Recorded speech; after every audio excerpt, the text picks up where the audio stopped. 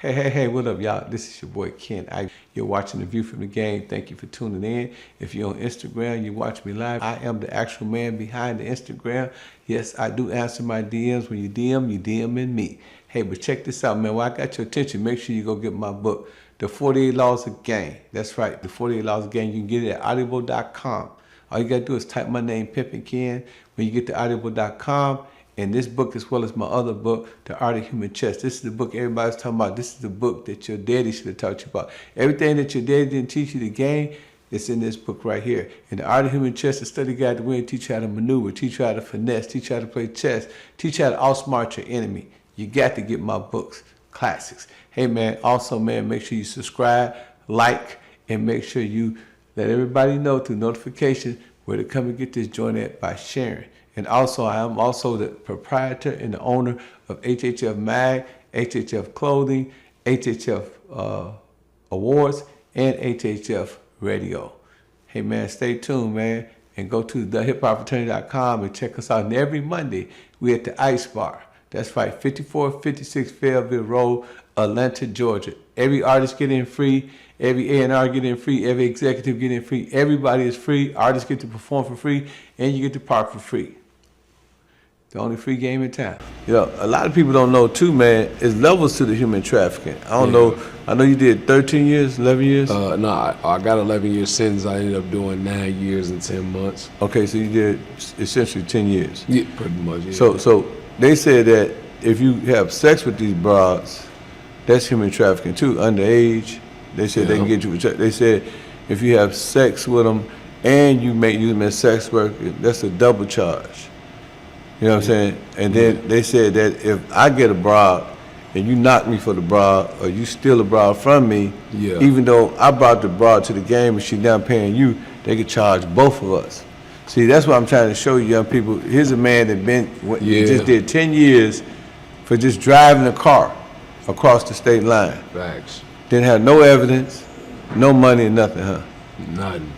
Some cell Man, phone. that's crazy. Some empty cell phone. Some empty cell phone. They gave you 10 years for that. 10 years. So how many brothers? 132 months. How many brothers did you see in the prison that was charged with human trafficking? Oh man, no, that's one thing for sure. Two things for certain, man. Like they ain't got nothing for it, man.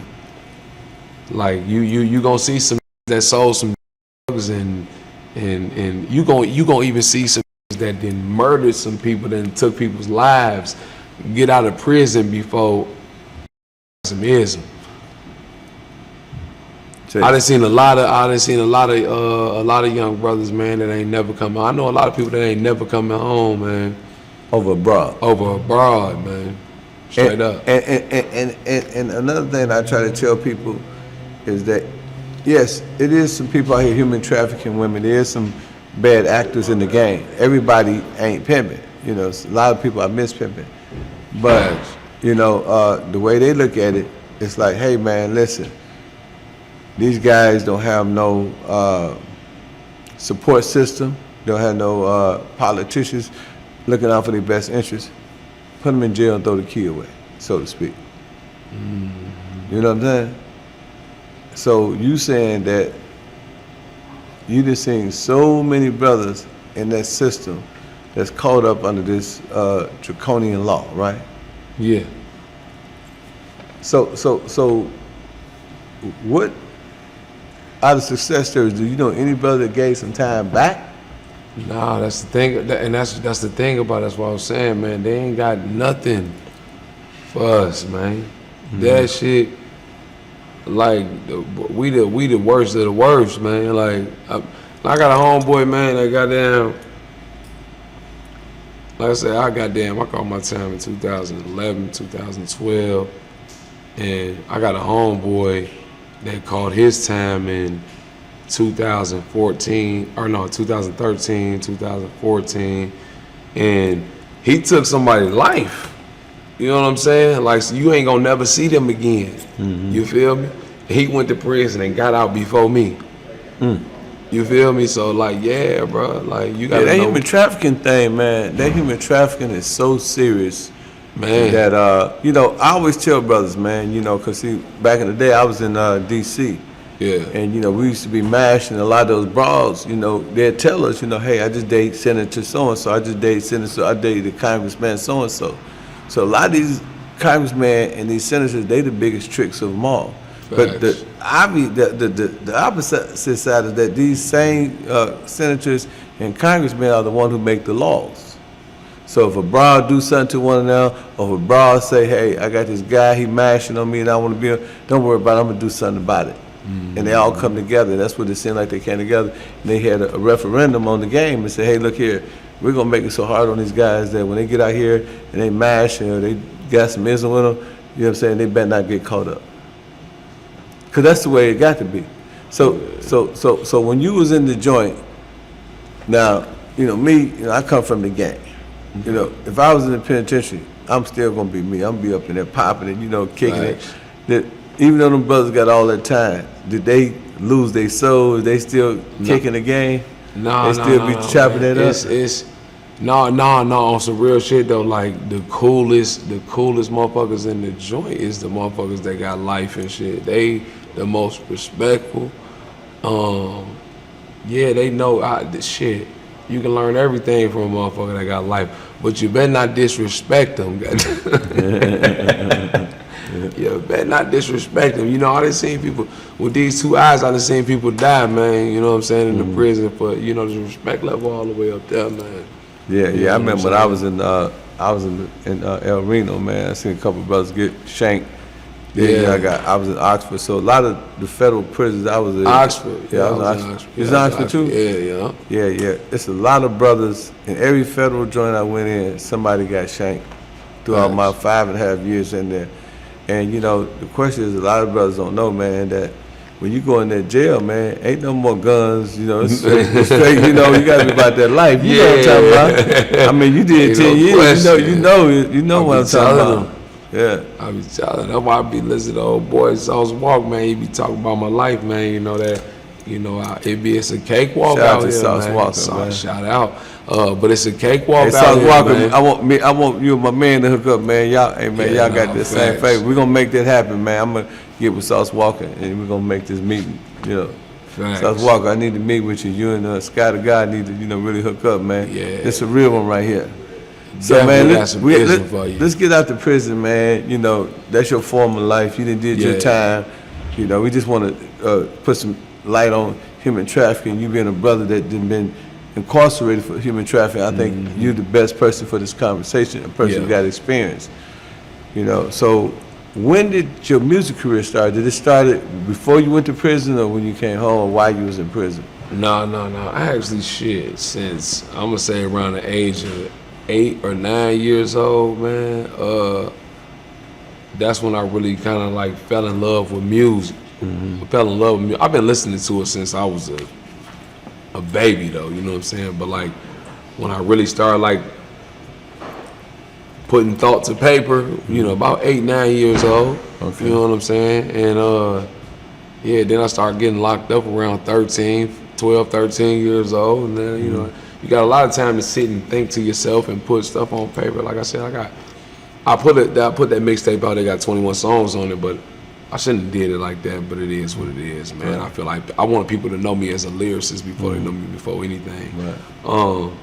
But man, I got enough songs to put 10 albums together. You know what I'm saying? Sitting in that cell. A lot of writing, huh? Yeah, ain't no question. Did a lot of writing in that motherfucker. So what does the people expect from you musically in the next 6 months to a year? What are some of the projects you got coming?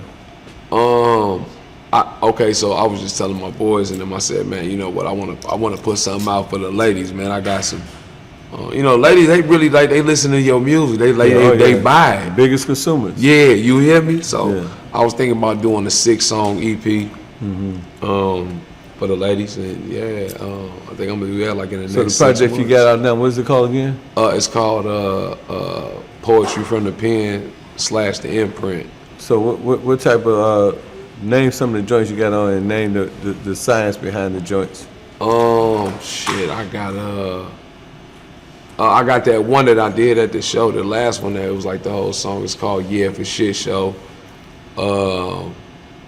I'm pretty much talking about my life in that joint, you know what I mean? Got a lot of good feedback on that. I always get a lot of good feedback on it. But yeah, I'm pretty much talking about my life, what I've been through, what I plan to do. You know what I'm saying? Man, if you listen, it's like I said, it's 21 songs on that motherfucker. If you listen, I promise you, if you listen to music for real, you gonna press play and you ain't gonna skip a song on that motherfucker, and you gonna know my whole life. Okay, so somebody trying to find you on social media or they want to get in contact with, look at their camera, let them know. Oh yeah, most definitely. You can check it out, man. Listen, type in Sky the God. It ain't no spaces, and on some you can type in Sky the God and my face gonna pop up. But on some of them it's Sky the God 612 or Sky the God $, and it ain't no spaces. Just type it in, man. Give me some plays, some follows, some likes, and all of that shit, man. Yeah. Hey man, this is my man, Sky the God, man. Hey man, you're watching A View from the Game. We wanted to cover human trafficking. This brother personally been in the penitentiary. He did 9 years in 10 months, which is really a long time to be off the streets. I'm pretty sure that his family, everybody had to suffer. But it seemed like he didn't just waste his time. He got over 11 albums that he wrote or more while he was in prison. So a lot of you young people out there that think that this game is a joke, and y'all see us doing this A View from the Game, and y'all think it's all just glamour and glitz. Hey man, it's some ups and downs in this game. What you go through, you grow through. And if you ain't humble, you'll crumble. But sometimes you got to change your mentality to change your reality. You got to change your attitude to change your aptitude. And Sky the God, that's exactly what he did. So we just want to let everybody know that on this show, we ain't promoting just the negative side. We're promoting the positive side too. And I think that this young man here, getting his music on and doing something positive musical in the music community is real enlightening and real powerful and impactful. So man, hey man, thank you Sky, man, for coming through, man. For sure. We're going to Beehive Show. Yeah. So I'm gonna sign first. And that's the jacket. He's officially signed to HHF. Okay then. We just need your John Hancock, young man. Come on with it. You know what I'm saying? Yeah, live on the Beehive Show. That's right. Let's go. Yeah. Yeah. So, hey man, welcome to the team, man. HHF. Mike, when it comes to the streaming side of stuff and going viral, man, I mean, break that down to me. How does one go from the ground all the way up? Yeah, man, I can't really explain that. I gotta get out on the God or something. I'm with you. Honestly, because when I do stuff like that, I be like, how do I do it again? I don't know. I ain't do it. And like I said, it be the women that they love me so much. So when we made this Bounce When She Walks song months ago, bro. Yeah. And they took it all over TikTok doing the challenge, all in other countries, Africa, China, billion streams. I don't know how, bro. Yeah. I was at the house in my drawers recording that. I didn't put up nothing. Like I don't know, bro. Yeah. Like people just love it. Like some people say I put voodoo in that music. Most of y'all don't know him once he introduced himself. He got over a billion streams. I'm never gonna introduce himself. What up, bro? I go by the name of Mike Fresh. You ain't never heard me. You may have heard me on that song, Throw That Ass in the Circle. Hey! And if you ain't heard that, you may have heard me on that song, 8 Bounce When She Walks. Hey! Y'all know Mike G? Oh yeah, we did some business Mike did. Yeah, so y'all know he be doing some of Boosie shows and stuff. Yeah. So he brought a Boosie show to Oklahoma, and he had me open up. So he was bringing me to the back room, like man, he just gave me the back end. He like, man, I'm finna, you got some wings back here, man, come chill. So he bring me to the back room, me and my partners go, we come bombard in the room. Yeah. Boosie and all his partners in the room. The way we walked in was all wrong, like. Yeah, like, oh, get these wings. It's fun. And they were looking at us like, man, who these dudes? What's going on? They like, well, y'all must want a picture or something. That's what somebody said. I said, you know what I sure do? I posed and I got on the pocket was. So I told G, like, bro, you tripping. Don't never, ever do that, ever. I done rolled the Quavo BG and the Dodge Magnum before. Shit, BG was at the crib in the living room before. Shit, I was at the Bling Bling video shoot, the Baller Block and movie set. We was at the mall one time. They had like 100 girls on a tour bus. I was lit. I had to go in there to go pee. And I just went on there and stayed on there. I was sitting on there talking to the girls and stuff. Like an hour later, my mama and BG and them come get